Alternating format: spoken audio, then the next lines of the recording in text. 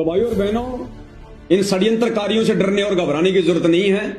आप और हमने अपनी सेवा को इसी प्रकार से सावधानी बरत कर, क्योंकि ये मार्ग आमने सामने की लड़ाई का नहीं है, जबरदस्ती की सूरवीरता दिखाने का नहीं है। परमात्मा ने हमारे को भक्ति के साथ साथ में बुद्धि भी दी है। हमने अपना भी बचाव करना है, अपनी मर्यादाओं का भी बचाव करना है, और परमात्मा की भी किसी प्रकार से कोई बदनामी ना हो आमने सामने की लड़ाई में, हमने उसका भी ध्यान रखना है। इन नालायक शतलोक आश्रम वालों की तरह हमने बरवाला कांड जैसी किसी घटना को जन्म देकर परमात्मा के मिशन को नरक में नहीं लेके जाना, अपने गुरुदेव को और ज्यादा दुनिया में निंदा का पात्र नहीं बनाना। आप और हम सत्सेवक भाई बहनों ने बहुत ही सोच समझ के एक एक कदम आगे बढ़ाना है।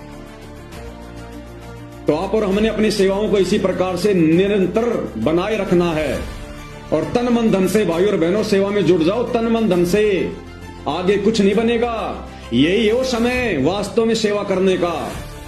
आगे कोई भी सेवा हिस्से में नहीं आने वाली है, कोई भी सेवा।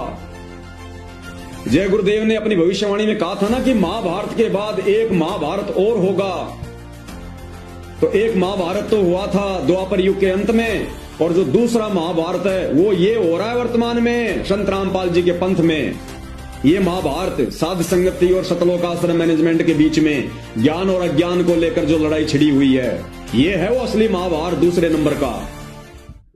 और इस महाभारत में तन मन धन से जो जैसी भूमिका निभाएगा वैसा ही अपना वो परिणाम पाएगा। तो ये पीछे हटने का समय नहीं भाई और बहनों, पीछे हटने का समय नहीं है।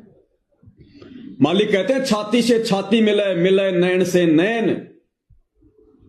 और आगे परमात्मा अपनी वाणी में कहते हैं जोगी बोले बैन, कि जो सूरवीर होते हैं वो पीछे कदम नहीं हटाते।